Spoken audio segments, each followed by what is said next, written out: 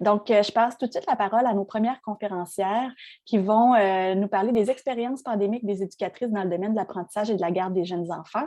Ils vont nous présenter les résultats d'une étude qualitative canadienne. Donc, mesdames, Charlène Charon, qui est gestionnaire intérimaire au sein de l'unité de l'innovation en recherche et de la recherche intersectorielle de la division de la recherche sociale, direction de la politique sociale, direction générale des politiques stratégiques et de services chez Emploi Canada et chez Emploi et Développement social Canada, et sa collègue Anna-Maria Occhiotto, désolée de la prononciation, qui est chercheuse subalterne au sein de la même unité.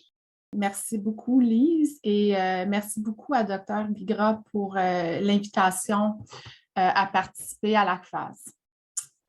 Alors, bonjour à toutes et à tous. D'abord, j'aimerais commencer par reconnaître que je suis située sur le territoire non cédé de la nation algonquine Anishinaabe, présente en ces lieux depuis des temps immémoriaux, et j'aimerais inviter chacun d'entre vous à réfléchir au territoire sur lequel vous vous trouvez. Nous allons présenter aujourd'hui les conclusions d'une étude qualitative que nous avons réalisée en 2021 sur les expériences des éducateurs et éducatrices dans le domaine du service de garde de la petite enfance pendant la pandémie. J'aimerais également préciser que dans nos notes d'allocution, nous allons utiliser presque exclusivement le féminin. Cependant, veuillez prendre note que ce genre désigne à la fois les hommes et les femmes. Donc, nous sommes des chercheuses en recherche qualitative d'emploi et développement social Canada. Mon nom est Charlène Charon et je vais aujourd'hui présenter avec ma collègue Anna-Maria Occhiotto. Cette présentation établira des liens entre les conséquences des mesures de santé publique contre la COVID-19 et les résultats de la recherche démontrant les principales causes d'insatisfaction professionnelle chez les éducatrices de la petite enfance, soit la lourde charge de travail, les faibles taux de rémunération et les expériences de manque de respect. Alors, voici un aperçu de la présentation. Nous commencerons par décrire l'objectif de l'étude. Nous présenterons la méthodologie ainsi que certaines caractéristiques de l'échantillon. Puis, nous aborderons brièvement certaines expériences positives et négatives relatives aux mesures de santé publique contre la COVID-19 telles qu'elles nous ont été rapportées par les participantes. Commençons par présenter le projet de recherche. Ce projet de recherche axé sur les politiques visait à produire des résultats qualitatifs et plurigouvernementaux sur les problèmes actuels de recrutement et de maintien en poste des éducatrices dans les services d'apprentissage et de garde des jeunes enfants afin de soutenir le système pan-canadien d'apprentissage et de garde des jeunes enfants. Selon une étude canadienne menée en 2013, les travailleuses des services de garde travaillaient en moyenne 12 ans dans le secteur, tandis qu'un quart d'entre elles quittaient leur emploi après au plus 5 ans. De plus, les protocoles de santé et de sécurité contre la COVID-19 ont entraîné des fluctuations disproportionnées du marché du travail dans le secteur des services de garde par rapport aux autres secteurs de l'économie canadienne. Donc maintenant, je vais vous en parler de la méthodologie utilisée. Les données ont été recueillies de mars à juillet 2021. Il y a eu 4 provinces d'études, donc l'Alberta, la Colombie-Britannique, l'Ontario et le Québec, avec 50 éducatrices dans chaque province, 25 provenant d'une région métropolitaine et 25 d'une région rurale, soit 200 éducatrices au total. Nos critères d'échantillonnage comprenaient également 75% d'éducatrices en CPE, garderie publique ou privée, et 25% d'éducatrices en milieu familial. Nous avons réalisé 2 entretiens semi-structurés et nous avons distribué un journal de réflexion décrivant une journée de travail. Au cours des entretiens, nous avons demandé aux participants de réfléchir aux sources de satisfaction et d'insatisfaction au travail, notamment en ce qui concerne le salaire, les avantages sociaux, la charge de travail, les possibilités d'avancement, la COVID-19 et le perfectionnement des compétences et des connaissances. Dans le journal de réflexion, nous demandions aux participants de réfléchir à une journée de travail en particulier, y compris aux éléments ayant favorisé ou entravé des expériences de travail positives. 8 assistants de recherche ont mené les entretiens et géré les journaux de réflexion en ligne par MS Teams et par courriel respectivement. Et une équipe multidisciplinaire interne a recruté les participants, supervisé la collecte des données et codé les entretiens par thème. Notre échantillon était composé de 98% de femmes, de 31% d'immigrantes ou de résidentes non permanentes, 31% de personnes racialisées et 7% d'Autochtones. Une proportion de 94% avait obtenu un certificat, un diplôme ou un grade en éducation de la petite enfance. Et par ailleurs, 53% avaient travaillé dans le domaine de la petite enfance pendant au moins 10 ans et 69% de l'échantillon ont déclaré avoir l'intention de rester dans le domaine, tandis que 18% avaient quitté le domaine ou avaient l'intention de le faire et 13% demeuraient incertains. Voyons maintenant quelques-unes de nos principales conclusions. Les mesures de santé publique contre la COVID-19, bien qu'elles aient eu certains effets positifs sur l'environnement de travail de services de garde, ont néanmoins amplifié pour la plupart des éducatrices de l'échantillon le sentiment d'être surchargées, mal payées et non respectées. Commençons par les quelques effets positifs. L'effet positif le plus cité est la diminution de la transmission de maladies entre les enfants et leur personnel dans les services de garde. Cet effet a été attribué à la procédure de nettoyage et aux règles plus strictes concernant l'arrivée au service de garde de personnes présentant un quelconque symptôme de maladie. Voici une citation d'une éducatrice qui dit qu'il y a eu beaucoup moins de cas de gastro et beaucoup moins de microbes. Mais malgré la baisse de taux de maladie, les éducatrices ont remarqué que les conflits avec les parents semblaient augmenter. Ces derniers n'acceptant pas toujours la nécessité de garder leurs enfants à la maison. Certaines éducatrices ont dit avoir l'impression que leur travail était davantage valorisé. Après les fermetures obligatoires, elles ont senti que l'importance de leur travail était reconnue et les parents leur ont exprimé leur gratitude et leur appréciation. Voici une citation d'une éducatrice qui dit que la COVID-19 a fait en sorte que l'importance de leur travail est devenue plus évidente pour des personnes qui n'en avaient peut-être pas conscience auparavant. Par contre, bien que l'éducatrice se sente plus appréciée, des signes d'irrespect persistent également. Selon les circonstances, certaines éducatrices ont remarqué une amélioration du ratio éducateur-enfant car il y avait moins d'enfants inscrits et moins d'interruptions, comme par exemple certains parents se voyant interdire l'accès aux services de garde. Et une augmentation temporaire des salaires pendant les premières vagues de la pandémie. Voici une citation d'une éducatrice qui affirme que le plus petit nombre d'enfants leur a permis de s'habituer à eux et de voir ce qu'ils aimaient davantage. Elle décrit cet impact comme étant plutôt positif, bien que la garderie aimerait qu'il y ait eu un taux d'occupation plus élevé. Pour l'ensemble des éducatrices de l'échantillon, les répercussions négatives de la COVID-19 l'ont emporté largement sur les effets positifs. Au cours des entretiens et dans leur journal de réflexion, les éducatrices ont qualifié leur travail comme étant exigeant sur le plan physique et mental. Dans de nombreux cas, elles ont dit que ces exigences étaient lourdes ou dépassaient leur capacité à y répondre. Alors, tel que vous le savez, un service de garde est un environnement de travail complexe et dynamique qui exige des compétences, de la créativité, du jugement et de la souplesse. Les éducatrices ont souvent mentionné que les ratios enfants-éducatrices étaient trop élevés. Certains ont eu de la difficulté à répondre aux besoins des enfants en raison d'un manque de personnel. Les éducatrices manquaient de temps pour accomplir toutes leurs tâches, en particulier celles à faire en l'absence des enfants, comme la rédaction de documents, la planification, le nettoyage et la préparation des repas ou des collations. Elles se sentaient souvent épuisées à la fin de leur journée de travail en raison des exigences physiques requises, notamment pour jouer avec les enfants, les habiller, s'accroupir avec eux, les soulever et les nourrir, et de l'accumulation régulière d'heures supplémentaires. Le roulement élevé de personnel et le manque de personnel de remplacement compliquaient la prise de jours de congé. Cela était particulièrement vrai pour les éducatrices en milieu familial qui travaillaient dans des conditions davantage isolées.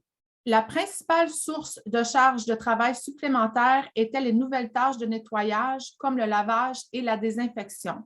Selon les éducatrices, elles devaient nettoyer l'espace de garde de fond en comble tous les jours et ce, plus d'une fois par jour.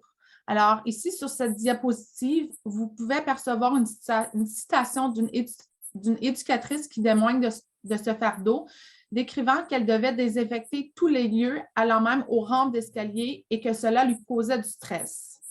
L'obligation de porter un équipement de protection individuelle constitue un autre fardeau physique où les éducatrices étaient tenues de porter des masques, des lunettes de protection, des visières et des gants. Les masques embuaient les verres et les lunettes et devenaient humides lors de la transition entre l'intérieur et l'extérieur. Certaines éducatrices ont confié devoir pratiquement crier pour être comprises par les enfants à travers le masque et se sentir épuisées à la fin de la journée. Ici, on voit une citation provenant d'une éducatrice illustrant le fait de devoir se fier entièrement à la communication verbale, la capacité d'utiliser le langage corporel et les indices faciaux ayant pratiquement disparu. La principale source de charge mentale supplémentaire était la nécessité d'adapter les processus de travail et les activités éducatives à des contraintes nouvelles et changeantes. Les éducatrices ont dû constamment adapter les processus de travail et les activités éducatives en réorganisant notamment les salles de classe, les activités en classe et les horaires afin de tenir compte de la distanciation physique. Les éducatrices ont également décrit les répercussions émotionnelles de la pandémie, notamment la peur d'attraper le virus et de devoir fermer leur milieu de garde. De plus, certains enfants ont commencé à présenter des problèmes de comportement inhabituels liés au stress engendré par la pandémie. Alors maintenant, nous allons faire jouer un petit montage audio de quelques citations recueillies dans le cadre de cette étude et illustrant certaines répercussions émotionnelles. Puisque 3 des 4 provinces ciblées étaient anglophones, plusieurs citations sont en anglais. Par contre, vous pourrez suivre la traduction simultanée par écrit. Our kids, like our preschoolers, don't like masks whatsoever. They don't, because they all know us before COVID, so they get upset with us because like trying always to pull off our mask or rip off our face shield because they're like, no, like I want to talk to you. I don't want to see that. A lot of like me and 2 other coworkers of mine that work where we work, we've recently been feeling like extreme chest pains. One of which where one of our doctors asked us to get a stress test done and wanted to rule out heart disease because like the anxiety does get very intense because like I think we all have that paranoia of getting COVID through these children. I was feeling like I can't freaking keep doing this. The stress level is too high, and working through a pandemic in childcare sucks. Yeah. Because we're super vulnerable. We're with the kids. We're not able to be distanced, and we're not able to not hug children. Like that's all part of what we do. So. And because I'm 62 and I'm like, I don't know, am I going to get sick and die tomorrow? Oh, well, that might happen. But I might as well stay at work then because it might happen anyway. Épouvantable comment ça a affecté. Ça a affecté beaucoup, beaucoup. Puis juste la gestion des cas, c'est incroyable comment les parents sont fâchés contre nous. Mais là, il coule juste du nez, je ne peux plus manquer mon travail. Il faut gérer les parents, les frustrations des parents, il faut gérer la santé publique. Le ministère de la Famille qui ne dit pas toujours le même, pas toujours le même discours que celui de la santé publique. Et là, en plus, tu as la propriétaire ou tu as le conseil d'administration, tu as le comité de parents, tu as les parents. Puis toi, tu es pris là-dedans. Là. Il faut que tout le monde soit satisfait. C'est vraiment lourd. Les problèmes de dotation ont aggravé la charge physique et mentale résultant de la pandémie. La dotation en personnel a perdu de la souplesse afin de maintenir les cohortes. un grand nombre d'éducatrices travaillaient dans un isolement relatif sans pause ou presque. Les heures supplémentaires étaient plus fréquentes car des collègues devaient s'isoler chez elles. On ne pouvait pas faire venir du personnel de remplacement où celui-ci n'était pas disponible. Le personnel déjà mécontent était plus susceptible de se sentir dépassé et de quitter le lieu de travail. Elles ont également indiqué que les mesures sanitaires entravaient leur capacité à fournir des services de garde et une éducation de grande qualité tout en protégeant leur propre bien-être. Ces problèmes liés à la charge de travail deviennent encore plus importants. On connaît en effet les critiques de longue date concernant les taux de rémunération dans le secteur de l'apprentissage et de garde des jeunes enfants. Dans l'ensemble, les éducatrices ont décrit leur paye comme étant insatisfaisante, irrespectueuse et le principal facteur contribuant aux problèmes de recrutement et de maintien en poste des employés. Selon l'enquête sur la population active de Statistique Canada en 2019, les éducatrices gagnaient moins que les autres employés ayant une formation similaire, soit 20 et 30 de l'heure comparativement à 27 et 50 de l'heure. En outre, certaines participantes ont signalé une augmentation des dépenses, car la désinfection entraînait une dégradation des ressources et nécessitait de nouveaux achats et de plus grandes dépenses liées aux services publics. Certains ont signalé des pertes de revenus, notamment lorsque les inscriptions ont chuté. Donc, cette diapositive représente le salaire moyen des participants de notre étude pour l'ensemble de l'échantillon et ensuite par province. Un grand nombre de participantes avaient peu ou pas d'avantages sociaux. 49 de notre échantillon n'avaient pas d'assurance maladie, d'assurance médicaments, ni d'assurance dentaire. 42 n'avaient pas de congé de maladie payé et 58 n'avaient pas d'assurance invalidité ni d'assurance vie. Paradoxalement, 42 des éducatrices ont rapporté avoir subi une blessure au travail. La majorité des prestataires d'avantages sociaux travaillent dans des milieux syndiqués. Les éducatrices en milieu familial représentaient la plus grande partie des participants qui ne bénéficiaient d'aucun avantage social. Donc, encore une fois, nous aimerions vous inviter à écouter un montage audio. It's hard. It's going to be hard for young ECEs to come in now with what the pay they have now. That's probably why a lot of people don't stay. Like it's hard work and it's stressful and it's your emotions and it's a lot of work for not good pay.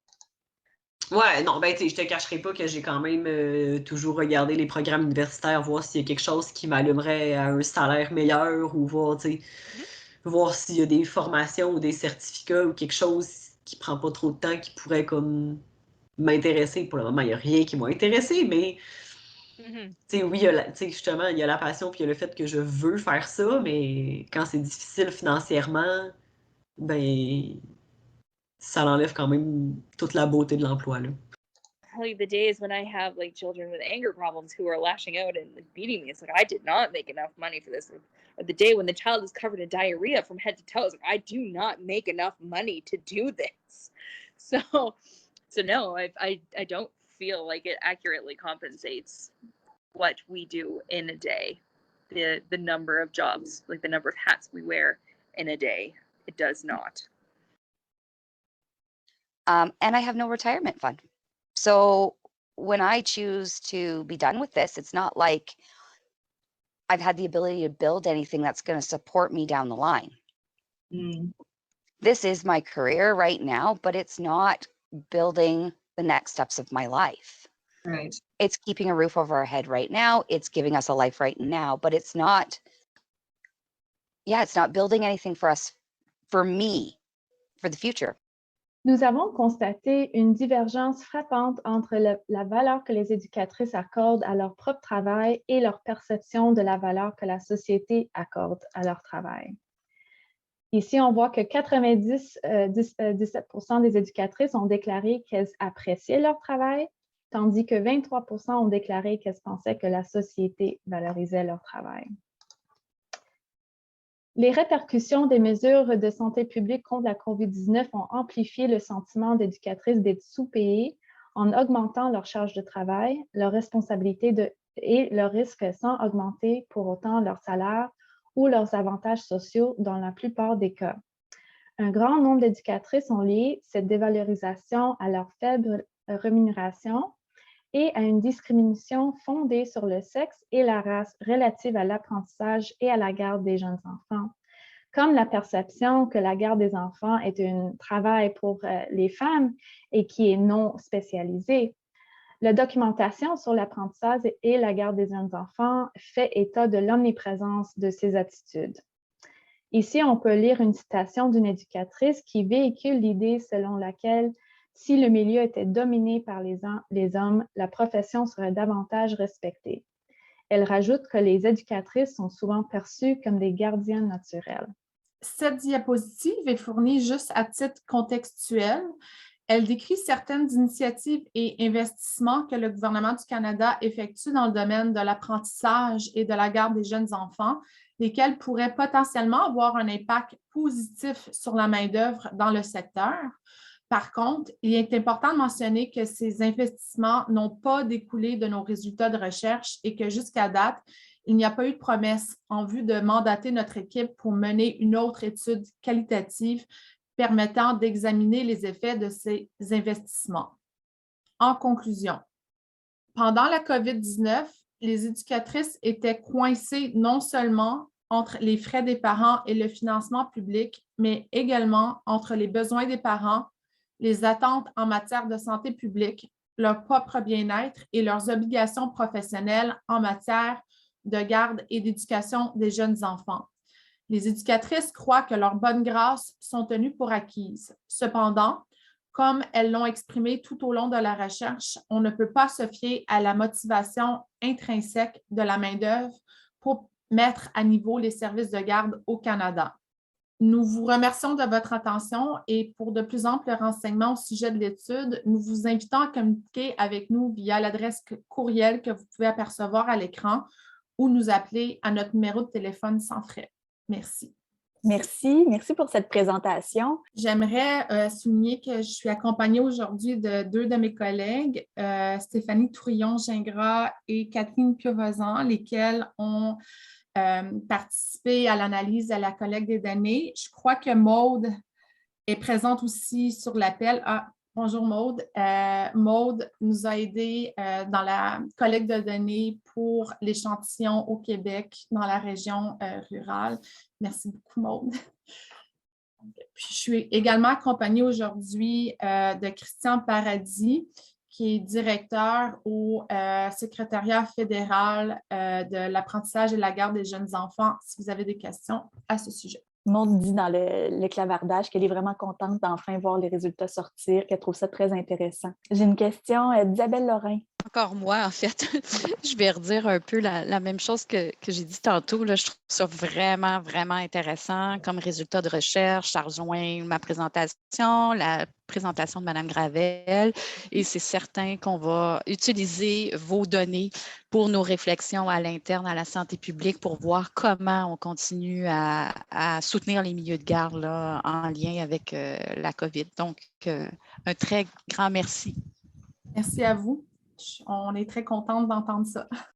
Oui, bravo pour la présentation. C'est effectivement extrêmement pertinent, intéressant, puis ça vient vraiment croiser les résultats et les observations terrain qu'on a de manière un peu plus anecdotique, mais aussi très avec les propos des gens du réseau, là, ce que les gens du réseau nous rapportent depuis plus de 2 ans. Donc, moi, je trouve ça très pertinent. J'avais une question. Quand vous avez fait vos analyses, est-ce que vous avez été capable d'extraire ou de voir des différences en fonction du Québec par rapport aux autres provinces canadiennes? Parce que souvent, on nous dit que dans le contexte québécois, en fait, puis même quand on avait des contacts avec les gens des autres provinces pendant la pandémie, ils nous disaient que les éducatrices n'ont pas perdu leur emploi au Québec pendant le confinement de mars 2020. Ils ont continué à recevoir leur salaire. Est-ce que vous avez vu des différences, en fait, là, en fonction des territoires? Comment le Québec est-il similaire aux autres ou c'est un peu plus rassurant compte tenu des investissements qu'on y fait? Ouais. L'objectif de l'étude n'était pas nécessairement de faire des comparaisons entre les provinces, mais ce qu'on a remarqué, c'est que les thèmes étaient similaires d'une province à l'autre.